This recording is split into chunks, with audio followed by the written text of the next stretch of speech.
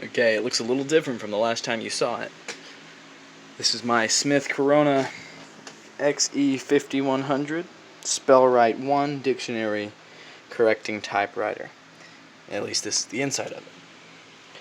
So interestingly, I started having this issue where it would, when you turn it on, it would flash on for a microsecond, shift a character to the right, and then turn itself off.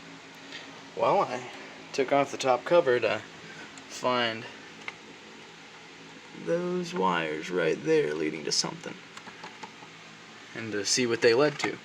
And so I found out it's this little lever right here,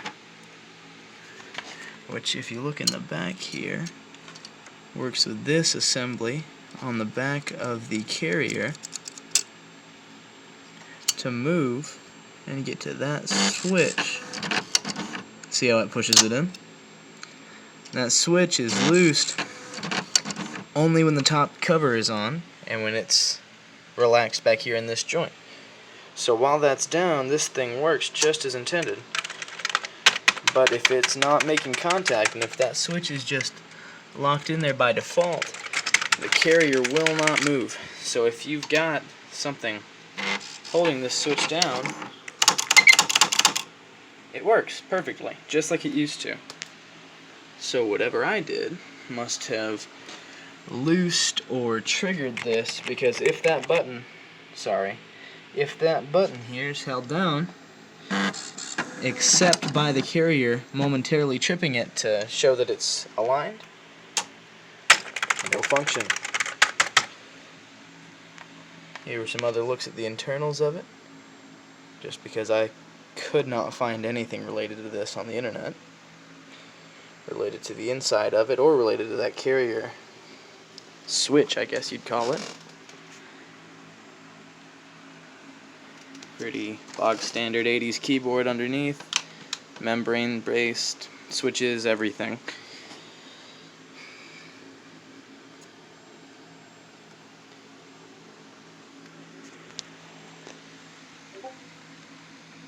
You've got your, I believe this is the Platen rotating solenoid.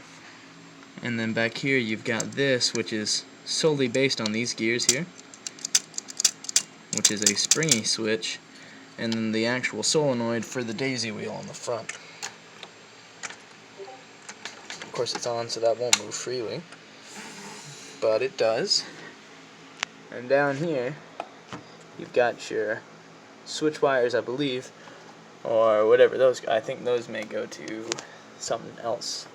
In the bottom there you've got your alignment wire, and also the one in front of it down below it that you can't quite see. Back here you've got what I believe to be a capacitor bank, and that's not delaminating cable. That is tape of some sort holding it all together. I don't know what that is, really. Maybe that's the sound card or something. In here you've got more capacitors, and what I believe is most of the electricals, most of the brain for this whole deal. You've got your twisty-doos and your wacky dads, whatever.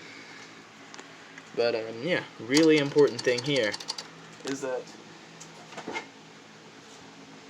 with this cover installed,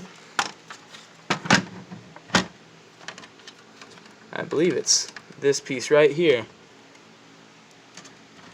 comes down. What is that? Let's see.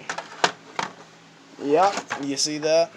That little knob there comes in and trips that. I believe you'll see it if I set it down on top, right under there. So if we set this on right,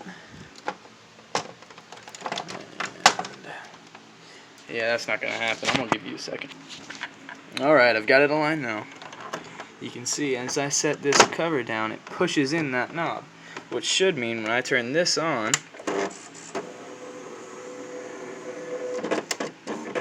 boom. So whatever I did most likely tripped something that made it hold that switch in, or hold the electrical equivalent of that switch in, until the entire thing would be opened by a technician and reset by pressing in that there switch. I hope this has been informative to anybody that might come across one of these in the wild. I found mine at an America's thrift store, so it shows you just how much people love these. Also, tidbit of information as I put this thing back together, 2 Platen knobs. One of them uses the set screws as an alignment. So, these 2 screws, I'm sorry for that, these 2 screws go into those 2 notches there, and without removing those, going that way? Yes it does, I do believe. Unless you remove those, you can't get into the innards of it. Can't get the cover off or anything. So I need to take this off again because I put it on backwards. But after that, there is a set screw in the middle that goes into this piece, the actual knob you turn with your hands, and then just a little cap that goes on top of that can be pulled out with a flathead screwdriver. That's how to get that out. There's 4 Phillips head screws on the bottom of it, and that's how you get the cover separated. Be extra careful realigning this because it likes to get ornery. Again, thank you for watching, and I hope this has been informative at the very least, if nothing else, about how to fix it if something might happen which stucks up your Smith Corona like mine did.